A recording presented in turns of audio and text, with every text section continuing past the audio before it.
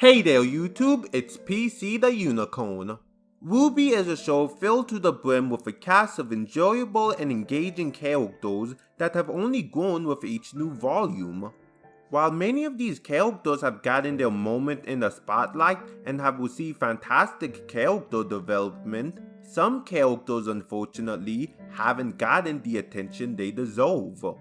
Now, while some of these character stories could potentially be told in a novel or comic book series, and other characters will no doubt be utilized more in Volume 8 and beyond, I'm just making this video to share my opinion on characters who either weren't utilized to their full potential or haven't been fully utilized yet. So without further ado, let's talk about some of the characters of RWBY who I think haven't been utilized well. Leonardo Lionheart. Leo made his first appearance in the series in the form of a stinger in which just when it seems like things are finally going RWBY way, it's revealed that Leo is working for Salem due to Watts greeting him. When I first saw this, my reaction was pretty much this. Now with such a huge twist, you'd think Leo would have a prominent role in the story of Volume 5 with us learning about him as a character and how he ended up working for Salem. But we don't. The only thing we learn about how Leo ended up working for Salem is that the two somehow met, with him being so terrified of her she spared his life in exchange for him becoming her servant.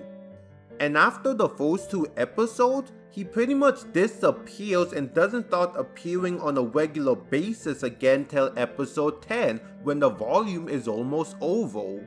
Though even then, he doesn't do that much and there's still a lot about his character that we don't know about.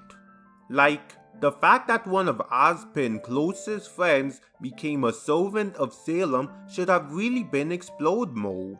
Give us some flashbacks of the person Leo used to be that made Ozpin once trust him so we can really see how far he has fallen. Leo was a character that had a lot of potential given the stinger from Volume 4, but sadly wasn't done justice. Seriously, the most memorable thing about the character is his death.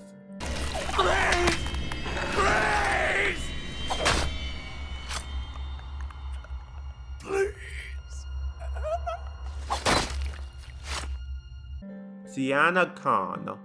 While not mentioned by name, Sienna has technically been around since Volume 1 when it's revealed by Blake that the new leader of the White Fang took a more violent approach so that the Faunus would be treated better by humans.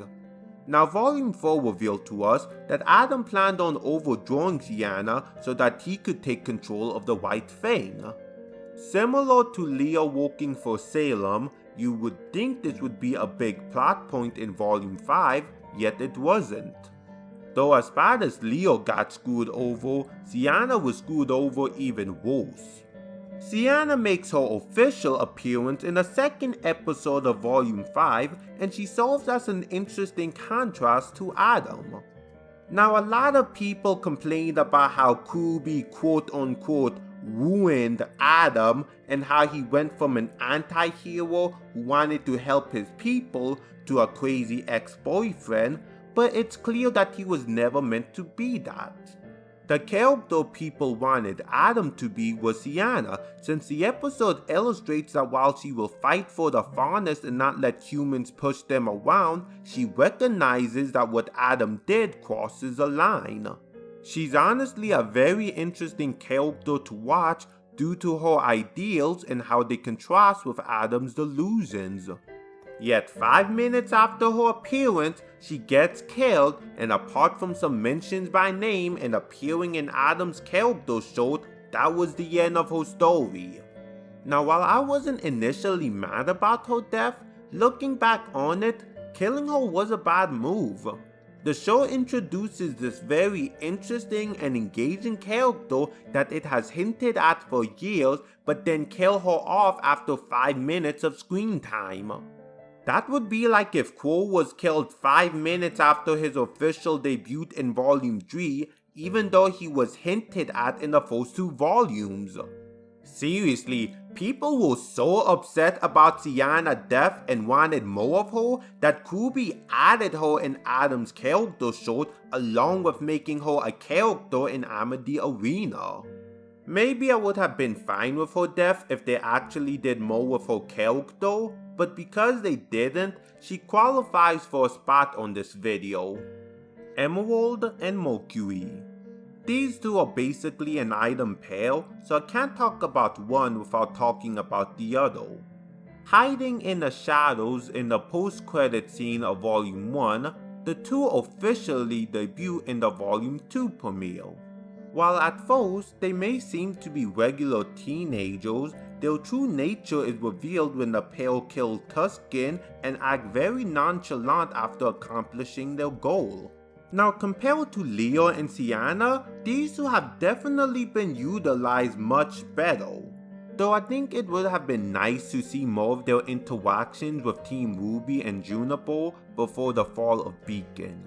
It would have been really fun to see the two teams interact with the duo and believing that they were their friends, since it would make the betrayal all the more heartbreaking. But the show could only do so much at the time, so I understand why that wasn't really explored. Though after Volume 3, the pair become pretty irrelevant for a while. They do nothing in Volume 4, and while they do get more involved in Volume 5 with them even participating at the Battle of Haven, it's still pretty small. Nothing of significance has been done with them until Volume 6, where Emerald and Mercury had an argument about Cinder and Tyrion telling them that they should figure out what they want from working for Salem. It just feels weird how these two characters kind of faded in the background for a few volumes and much hasn't been done with them, but I have a feeling that RWBY does plan on utilizing them again soon, with us possibly seeing them in Volume 8. I really want to see how Emerald deals with the fact that Cinder never cared for her, and if she'll start a path of redemption while leaving Mercury behind, which would be interesting to see. While they won't admit it, Emerald and Mercury are pretty much the closest thing that either have to a friend, and seeing what Mercury would do when Emerald leaves would provide an interesting struggle for him. Oscar Pine. Known as Farm Boy to many, Oscar made his debut in the Volume 4 premiere. When I watched the premiere, I remember wondering who on earth was this kid. My interest only grew when Ozpin's voice was suddenly heard. After all, Cinder herself confirmed that she killed Ozpin, so how the heck was he talking to Oscar inside of his head? However, we soon come to learn all about Ozpin's situation, in which whenever he dies, he reincarnates inside the body of a like-minded soul. Now because Oscar finds himself to be the host of Ozpin and has to leave his home behind, you'd think that Oscar would be an important character that the show would utilize as they explore his feelings about his situation along with crafting an arc around it, right? Well, between me making this joke for the third time in this video and the fact that if you're watching this, you know how Oscar's character has been handled, you can probably guess where I'm going with this. Volume 4 has a lot of problems, and one of those problems is the fact that it tries to juggle multiple storylines, with some having too much attention and others not getting enough attention. Oscar's storyline was the latter, since if you combine all of his scenes, he has 10 minutes of screen time in total, with his storyline also being the shortest one out of all of them. Because of this, Volume 4 doesn't explore Oscar's character as much as it should have, and we end up having a bunch of pivotal character moments that we should have had happen off screen. Now maybe we didn't need to see Oscar and Ozpin's first interaction with each other, but we absolutely needed to see what made Oscar change his mind about leaving home, since it's a part of the hero journey. He's being told that he's meant for this great purpose in life by Ozpin, yet Oscar rejects it since he didn't ask for this, even though we learned that he does want to be more than a farmhand in Mistral. Yet instead of getting to see how Asuka finally decides to embark on the quest and get some more details about him wanting to do more in his life, the volume skips over both and just show us Asuka leaving the farm. But okay, they missed their chance to explore Asuka's character and personal struggle in Volume 4. Maybe they'll do him justice in Volume 5. They kind of do, but it still has issues. For most of the volume, he's basically Ozpin's exposition machine, and while they do have Asuka form a friendship with RWBY and have him let out his frustration about what's happening with him, even that has issues. I don't know, Asuka suddenly breaking down and asking how RWBY can handle all this pressure just kind of come out of nowhere and could have been executed a bit smoother. Also, don't get me wrong, I love RWBY and Asuka's friendship with each other, and I do ship Rose Garden, but RWBY shouldn't have been the only character Asuka formed a friendship with in that volume. Honestly, if there was any member of Ranger Asuka should have bonded with, it should have been John. After all, the companion book stated that part of the reason why Asuka was created was to become the new rookie character that John once was.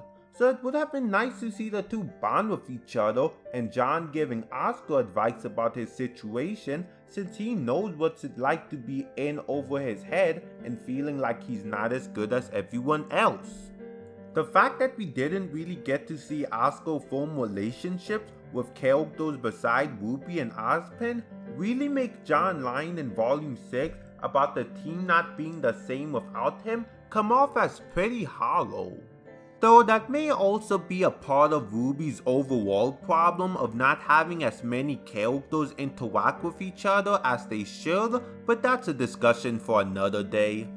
Though while all of those missed opportunities are bad, let's talk about the biggest missed opportunity involving Asuka, exploring how he felt about his destiny and how he came to accept it in Volume 6. After learning the truth about Ozpin and realizing what's in store for him, Asuka is naturally shaken by the experience. It also doesn't help matters that after getting punched in the face, Ozpin goes silent, the apathy almost kills his friends, and then John slams him against a wall while accusing him of being Ozpin. So when it was revealed that Asuka was missing, I remember everyone in the fandom, including myself, freaking out over what happened to him. Yet in the next episode, it's revealed that he's back at the house in a new outfit and goes on to explain how he has accepted his fate and that he's going to do everything he can while he's still himself. Now while that was a nice scene, it isn't as impactful as it should have been since we don't get to see how he comes to accept that. Like seriously, how can RWBY keep on giving Asuka all of these big moments of growth but not showing what led to said growth? The show wants to make Asuka an important character, but they aren't fully utilizing the aspects of his character and the problems he faces.